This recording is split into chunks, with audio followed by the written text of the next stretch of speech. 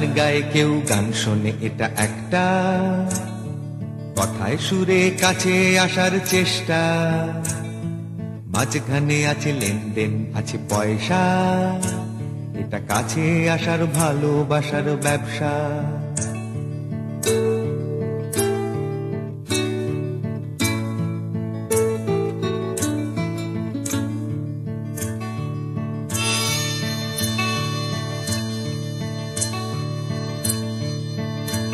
কেউ বই লেখে, কেউ বই পড়ে, কেউ পড়ে না, কেউ পড়তে বসলে একটুও নড়ে চড়ে না, কেউ পড়াতে পড়াতে নিজেই পড়তে পারে না। আমি চিনি এমন অনেক যারা অ আ ক খ হর্ষই কি জানে না।